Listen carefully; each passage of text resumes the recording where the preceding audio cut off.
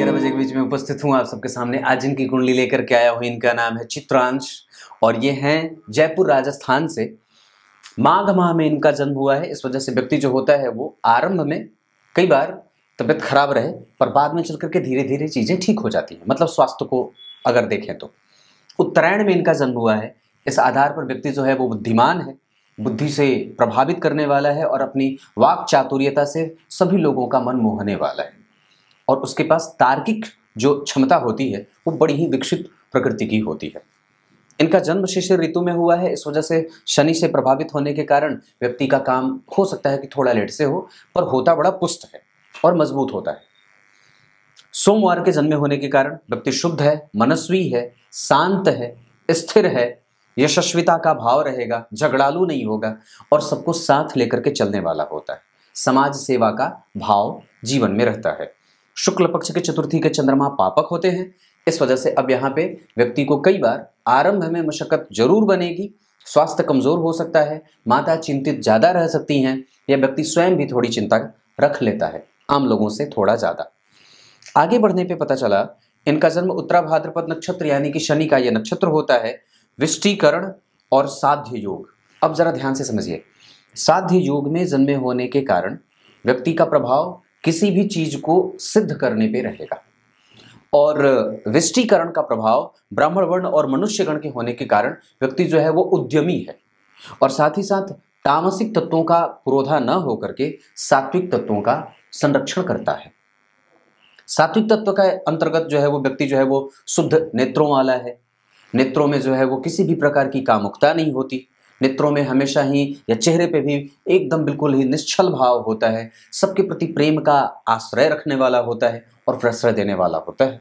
ऐसी स्थितियां बनती हैं। अगर हम तत्व के आधार पर समझते हैं तो सत्व, रज और तम जो तीनों तात्विक लक्षण होते हैं उससे ही व्यक्ति की प्रवृत्ति जो है वो निर्धारित हो जाती है। आप किस तत्व के अंतर्गत आते हैं यहीं से बात यह सिद्ध हो जाती है कि व्यक्ति के अंदर किस चीज की तामसिक प्रवृत्ति है। तो ईर्ष्या, द्वेष, छल, कपट, मोह, मात्सर्य, झगड़ा, लड़ाई ये सब करता रहे, प्रमाद रहे, आलस्य रहे, मसालेदार भोजन करे, तीखा भोजन करे, कटुतापूर्ण व्यवहार करे, हमेशा दूसरे के बारे में जो है वो छीनने और झपटने के बारे में चलता रहता है। ऐसी स्थितियां होती है। लेकिन शुद्ध और सात्विक तत्व में होने के कारण व्यक्ति शुद्ध है, मनस्वी है, शांत है। उसको किसी से किसी भी चीज के प्राप्त होने से और अप्राप्त होने से कोई विशेष अंतर नहीं पड़ता है। ऐसी स्थितियां बनती है। कुंडली में आप जरा गौर से देखें तो कुंडली की आकृति देखिए कैसी बनी है। सारे ग्रह जन्म कुंडली में दक्षिणावर्ती बैठे हैं। मंगल स्वग्रही, चंद्रमा मीन राशि के मित्रवत होकर के बैठे हैं, लेकिन राशि जहां बन रही है मीन राशि के ऊपर अभी 7.5 का प्रभाव भी चलेगा और राशि के अधिपति नीच के हो रहे हैं, जिसका नीच भंग तो साथ में शनि बैठ करके कर रहे हैं। बुध और शुक्र भी साथ में बैठ रहे हैं। अष्टम भाव में सम संख्या की राशि बनी और शुक्र बैठे शुभग्रह, बुध बैठे शुभग्रह और गुरु बैठे शुभग्रह। 3 शुभग्रह और 1 स्वग्रह यानी कि अष्टम भाव व्यक्ति का बलवान है। इसका मतलब व्यक्ति गुप्त रूप से धन कमाएगा और साथ ही साथ समाज को आगे लेकर के जाने के लिए हमेशा तत्पर रहेगा। दूसरी बात है, आप जरा गौर से देखें तो चंद्रमा के ठीक पीछे सूर्य बैठे हैं।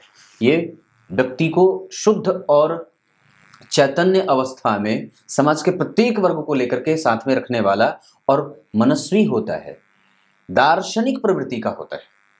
लग्न जो है वो मिथुन का बना है तो राजकुमार का भाव भी रहेगा। लग्न के अधिपति अष्टम भाव में बैठे हैं जिसके अधिपति साथ ही बैठे हैं। इसका मतलब है कि व्यक्ति खोजबीन, रिसर्च और थीसिस लिखने वाला हो सकता है। प्रोफेसर बन जाए, ग्रुप ए लेवल की तैयारी कर ले, लेक्चरर बन जाए, इंजीनियरिंग कर ले, उसके बाद बिल्डिंग से संबंधित सारा कारोबार कर ले, आर्किटेक्ट बन जाए, IAS IPS की तैयारी भी अगर करना चाहे तो पंचम भाव के अधिपति हैं शुक्र जो है वो मित्र के साथ, मित्र की राशि में गुरु के साथ पंचमेश बैठे हैं। तो ऐसी स्थिति में व्यक्ति का जो रिसर्च वाला क्षेत्र होता है, ज्ञान का जो क्षेत्र होता है वो थोड़े बहुत आरंभ में प्रभाव के बाद ठीक हो जाता है। वस्तुतः अगर जन्म कुंडली में द्वितीय भाव को देखते हैं तो आरंभ की जो शिक्षा होती है वहां के अधिपति यहाँ से पंचम भाव में जा रहे हैं और उस भाव पे गुरु की उच्च दृष्टि पड़ रही है। इस वजह से व्यक्ति की शिक्षा बाधित नहीं होगी, शिक्षा ठीक है। वो अगर कमजोर कभी होगी भी तो वो इस मामले में हो सकती है शुक्र की दशा जब चले तब। यानी कि व्यक्ति के ऊपर अभी शनि की दशा चल रही है। 2023 के फरवरी से बुध आ जाएंगे जो बुध लग्नेश होते हैं और अगली जो बुध की दशा होगी वो व्यक्ति की कुंडली में थोड़े बहुत स्वास्थ्य को कमजोर करने के साथ साथ, माता के स्वास्थ्य को कमजोर करने के साथ साथ व्यक्ति के स्वास्थ्य को अपरिभाषित करते हुए, बिना किसी भी प्रकार का कोई कष्ट ना देते हुए यूं निकल जाएगी, क्योंकि वो गुरु के साथ बैठे हैं, अष्टम भाव में बुध बैठे हैं, तो व्यक्ति को खोजबीन करने वाला और साथ ही साथ बहुत ही ज्यादा सवालिया बना देते हैं। दूसरी बात, उस पर राहु की दृष्टि भी पड़ रही है। उच्च के राहु 12 में, दुश्मनों से कोई खतरा नहीं, बड़े बड़े प्रतियोगिताओं में भाग लेने वाला, और व्यक्ति जो होता है वो दशम स्थान में चंद्रमा के बैठ जाने से समाज को जो निर्देश दे देगा वही समाज को करना पड़ता है।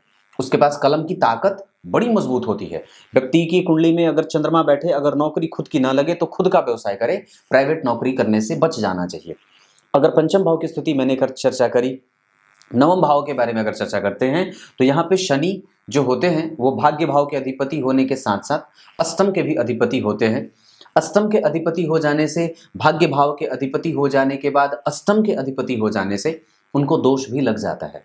इस कारण से जहां वो भाग्य के बल को, जहां व्यक्ति के पास भाग्य का बल थोड़ा कमजोर हो लेकिन वो भाग्य का संपूर्ण सुख भोग लेता है, क्योंकि भाग्य के कारक के साथ भाग्य के अधिपति बैठे हैं, और साथ ही साथ जरा गौर से समझे तो वहां पे बुध भी बैठे हैं, यानी कि लग्न के अधिपति और भाग्य के अधिपति एक साथ अष्टम में आ रहे हैं। इस वजह से व्यक्ति का धर्म पक्ष जागृत रहेगा।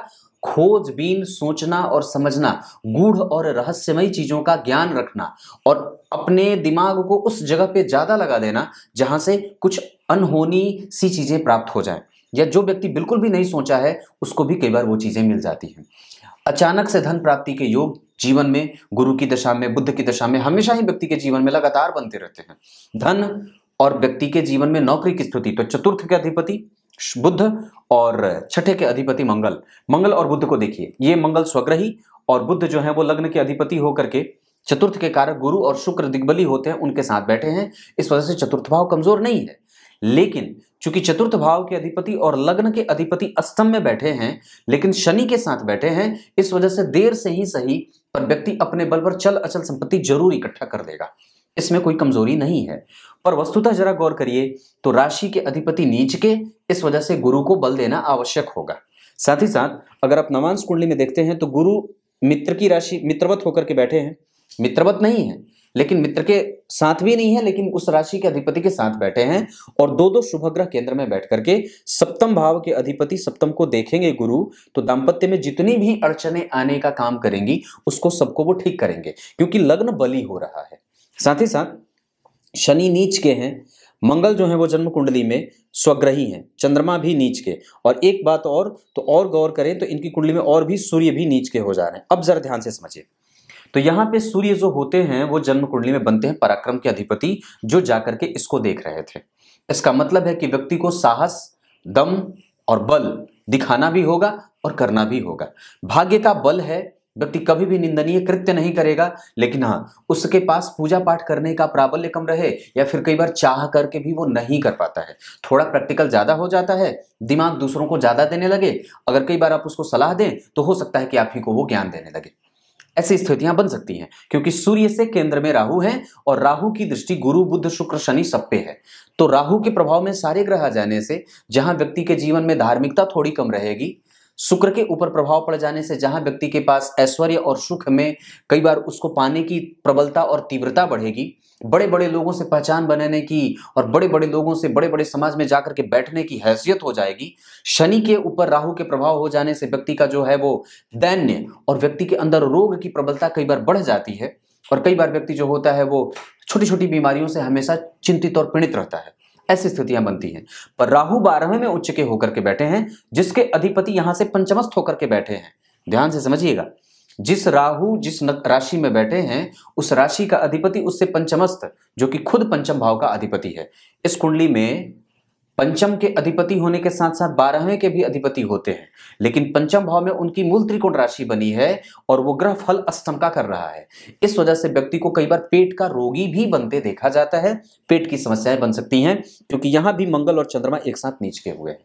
और सूर्य की बात मैं कर रहा था, यहाँ पे ठीक है, लेकिन जब नीच के होंगे तो कई बार व्यक्ति की पत्नी को पढ़ने में मन नहीं लगता, या फिर वो स्वयं को जो है वो पुत्र संतति से, या जो दारोमदार होता है, या व्यक्ति स्वयं भी कई बार जिम्मेदारी नहीं उठाना चाहता है, या बच्चों से या पुत्र का प्रेम थोड़ा कम सा होता है।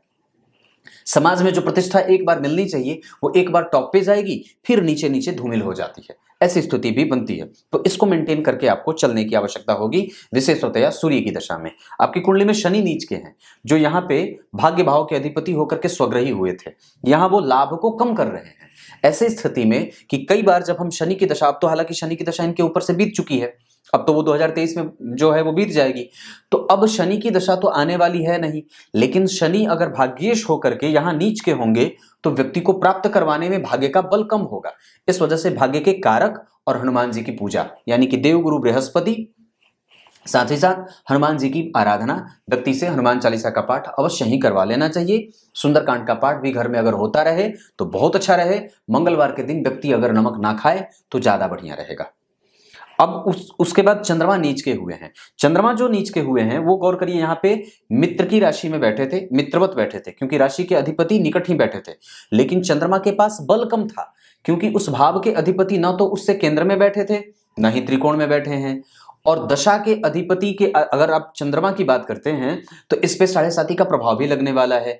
और वो चंद्रमा अगर नवांश में नीच का होगा तो इसका मतलब है कि वो व्यक्ति की माता को भी रोक में डाल सकता है, और चंद्रमा की दशा में व्यक्ति को कई बार अपना व्यवसाय करने का बड़ा मन करेगा और पूरे तरीके से वो स्वतंत्र होकर के अपना काम करने के पीछे भागना चाहेगा। ऐसी स्थितियां भी बनती हैं। तो यहाँ पे चंद्रमा मंगल के साथ बैठ करके अपना वो नीच भंग भी हो रहा है, लेकिन इस पे गुरु का प्रभाव नहीं है, ऊपर से राहु की दृष्टि पड़ जा रही है। तो व्यक्ति के मन के पवित्र होने में उग्रता और व्यग्रता की स्थिति ज्यादा देख रहा हूं। इस कारण से उसका मन चिंतित रहे, लेकिन हाँ, साहसी व्यक्ति रहेगा। और व्यक्ति स्वयं अगर साहसी न बना तो इनकी पत्नी साहसी हो जाएंगी, ये पक्की बात बताता हूं। ये स्थिति, क्योंकि यहाँ पे चंद्रमा भले ही नीच के हैं लेकिन मंगल साथ में बैठे हैं और उस पर राहु की दृष्टि पड़ेगी। हालांकि चंद्रमा को कोई विशेष नेचर नहीं मिल रहा है, लेकिन राहु की नीच दृष्टि पड़ करके चंद्रमा को कई बार प्रताड़ित करने का काम करेगी। लेकिन मंगल है साथ में तो वो संभाल लेंगे। उसके बाद अगर गौर करें तो एक तरफ मंगल, दूसरे तरफ केतु, और व्यक्ति की कुंडली में मंगल छठे भाव में। यहाँ पे मंगल जो है वो जन्म कुंडली में एकादश में, चंद्रमा से द्वितीय, तो ऐसे मंगलिक दोष वगैरह की स्थिति इस कुंडली में नहीं है। पर जब जन्म कुंडली में गुरु केंद्र में बैठ रहे हो और कुंडली जब मिथुन लग्न की बनती हो तो गुरु यहाँ पे 2 केंद्रों के अधिपति हैं, केंद्र में बैठे हैं, तो खराब नहीं है, मैं इसे कमजोर नहीं कर सकता। साथ ही साथ शुक्र के साथ राहु का बैठना बहुत ज्यादा अच्छा होता है।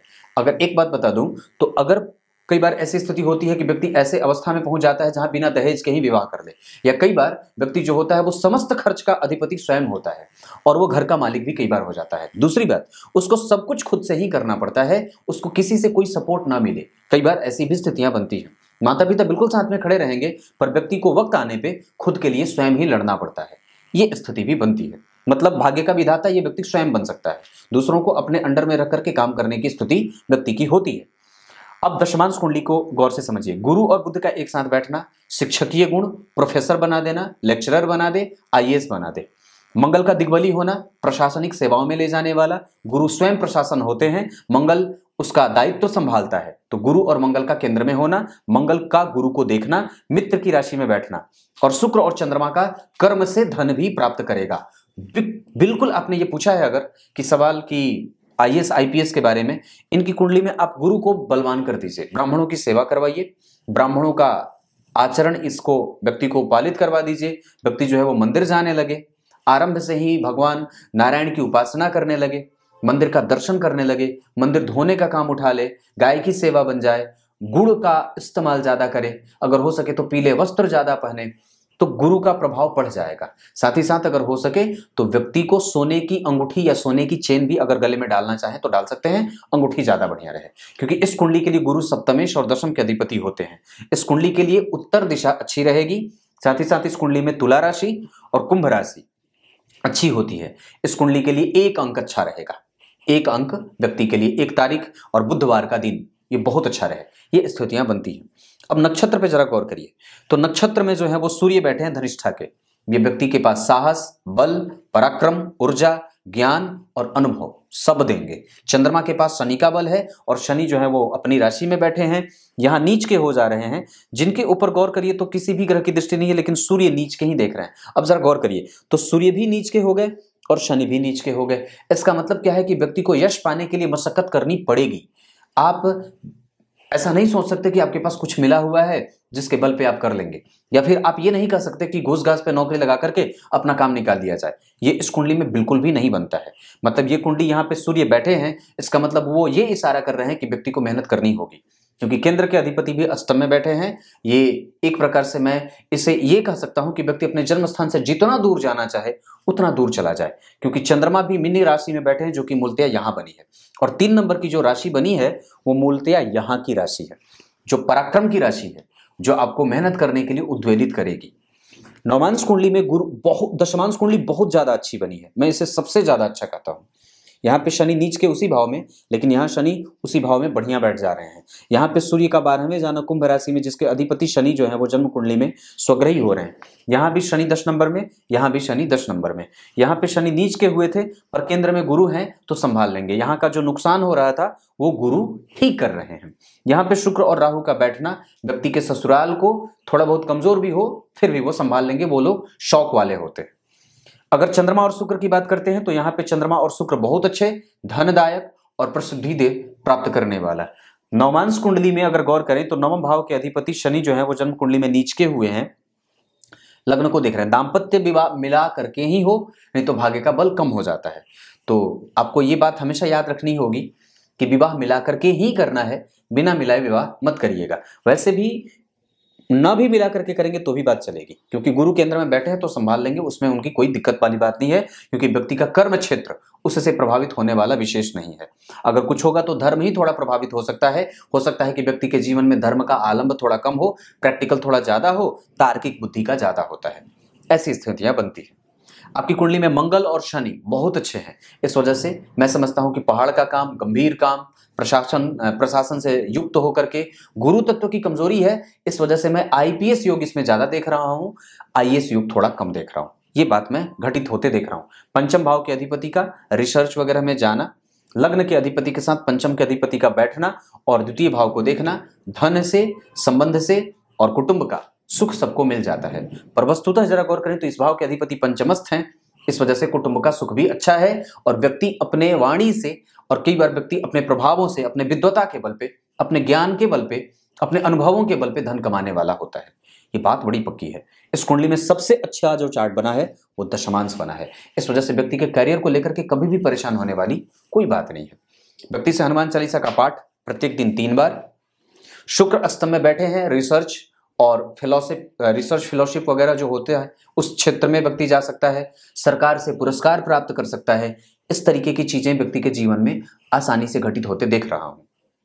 अब क्या बताऊं, मैंने तो लगभग सारी चीजें बता रखी हैं। बुध बढ़िया नक्षत्र में बैठे हैं, व्यक्ति को चंचल मानसिकता का बनाएंगे और चपल होता है, उसको पता है कि सामने वाले को कैसे उत्तर देना है और कैसे चीजों को संभालना है। क्योंकि बुध का प्रभाव अष्टम भाव में होगा तो व्यक्ति सबसे पहले तो अनुभवी हो जाता है। शुक्र के साथ लग्नेश के बैठने से व्यक्ति के पास अनुभव जुड़ जाता है, गुरु के साथ शुक्र के बैठ जाने से व्यक्ति के पास अनुभव जुड़ जाता है, बुध के साथ शनि के जुड़ जाने से व्यक्ति के पास कई क्षेत्रों का अनुभव जुड़ जाता है। इस वजह से व्यक्ति छोटी अवस्था में ही बड़ा ज्ञान का भंडार हासिल करने वाला हो जाता है। कमजोरी क्या हो सकती है इस कुंडली में? कमजोरी यहाँ राहु का 12वें बैठना झगड़ालू बना दे और कई बार बहुत ज्यादा टेम्पर लूज करने वाला बना दे। राहु का प्रभाव गुरु पे, आध्यात्मिकता कम और धर्म में भी भरोसा कम। हालांकि सूर्य बैठे हैं तो कई बार व्यक्ति को छोटे भाई बहनों से नुकसान हो जाता है, या व्यक्ति कई बार अपने जन्मस्थान से दूर रहे, या अपनी ही संतति से प्रेम ना करे, या प्रेम का भाव कमजोर हो जाए। दूसरी कमजोरी क्या हो सकती है? व्यक्ति लालची हो सकता है, क्योंकि मंगल 11वें भाव में बैठे हैं, ये लालच पैदा कर सकते हैं। उसके बाद उनकी चौथी दृष्टि नीच की तो धन बेवजह का खर्च करे, खर्चीला हो जाए, या वाणी कठोर बोल दे, या कई बार उटपटांग हरकतें करने वाला हो जाए।